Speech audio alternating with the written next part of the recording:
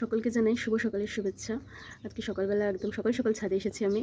আর ছাদে আমার রয়েছে কিছু কাজ, সেই কাজটা আমি করতে লেগেও পড়েছি, অনেকটা হয়েও গেছে। মেন কথা হচ্ছে যে কাজে একটা স্ট্যান্ড ছিল ছাদে, ওই ছাদের স্ট্যান্ডের উপর আমি কিছু গাছ রাখবো তো, আর তার নিচে যে ছাদে মাটি পড়ে পড়ে গাছের যে নোংরা হয়েছে সেগুলোকে আমি একসাথে জড়ো করে আজকে সকালবেলা ঠিক করেছিলাম আমি একটা গাছ পটিং করে দেবো। আর অন্য কোনো সার ফার কিছু দেবো না, মনে হয় ভীষণভাবেই সেটা অবৈজ্ঞানিক হয়ে যাবে ব্যাপারটা, কিন্তু তবু আমি এভাবেই করবো, কারণ সকালবেলা তো এত কিছু সার ফার দেওয়ার আমার কোনো ইচ্ছাও করছে না, আর কিছু করছেও না। শুধুমাত্র জাস্ট এই মাটিগুলো বৃষ্টির জলে যাতে ধুয়ে চলে না যায়, শুধুমাত্র সেই প্রচেষ্টাই করছি আর কি।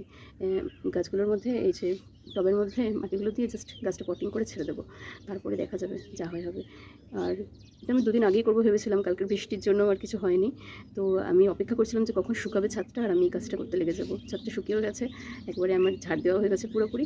আর এবার আমি এটাকে পটিং করে দেবো, চলুন করি পটিং। অনেক তেজপাতা আমি রেখেছিলাম, নিয়ে এসেছিলাম আর কি তেজপাতাগুলো, সেই তেজপাতাগুলো দিয়ে নিয়ে চলে এসেছে। আর এখানে রয়েছে তেজপাতাগুলো দিয়ে আমি একটু ড্রেনেজ করে নেবো। হচ্ছে ড্রেনেজটা করবার জন্য আমি খোলামকুচিগুলো ব্যবহার করি না, কারণ অনেক সময় না মুখটা পুরো আটকে চলে যায়। কিছু পাতা রয়েছে, পাতাগুলো ব্যবহার করে দেবো। এখানে অনেক টব ছিল আসলে আগে, সেই টবগুলোই আমি এভাবে সরিয়ে না, দেখুন কত মাটি পেয়েছি। আলাদা করে কি আর আমার মাটি লাগবে বলুন? আমার তো মনে হয় না আর মাটি লাগবে বলে, তো আমি এগুলো আগে করে দিই।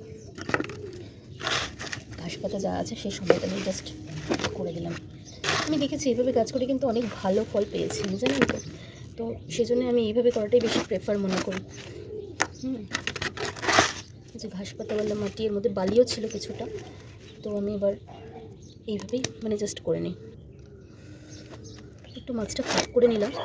আমার এই টবটাও অনেক পুরানো, প্রায় 4-5 বছর তো হবেই, একদম যখন আমি শুরুর দিকে গাছ করতাম না তখনকার টব এটা। তো এই দেখুন আমি একখানা গাছ এনেছিলাম কিনে নার্সারি থেকে, হলুদ গন্ধরাজ, খালি এটাকে রজনীগন্ধা বলে ফেলি। তো এটা আমি কেটে জাস্ট আমি বসিয়ে দেবো। এখন তো বর্ষাকাল আসতে যায়, কখন মাটিটা ইয়ে হয়ে যাবে সেই অনুযায়ী, সেটা ভেবেই আমি এটা করেছি। এটা টবও আছে, মাটিও আছে, বেকার ধুয়ে না যাওয়ার জন্য। এটা দেখুন কি ভালো রুটবাউন্ড হয়ে রয়েছে গাছটা। আমি এই গাছটাকে এর মধ্যে রেখে দেবো, জাস্ট ধরে বসিয়ে দিলাম, আর কিচ্ছু করবো না। চারপাশ খালি মাটিটা দিয়ে নেবো আমি।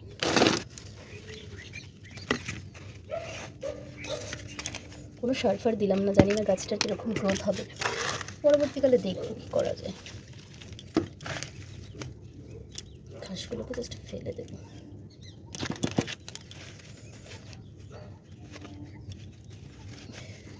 আমি খুবই ইজি পদ্ধতিতে গাছ করি, আমার কাজ করার কোনো হার্ড অ্যান্ড ফাস্ট রুল নেই, সত্যি বলছি।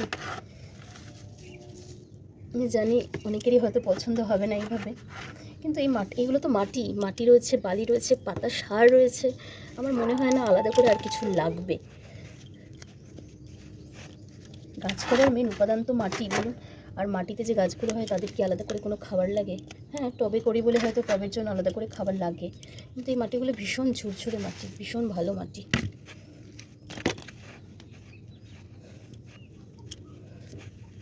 ঝুরঝুরে মাটি তো, তাই এই যে ঝুরঝুরে মাটি তো, সেজন্য টব ভর্তি করে মাটিতে দিলাম। জল দিলেই না হুড় করে জলটা নামবে, আর এই মাটিগুলো আস্তে আস্তে বসে যাবে।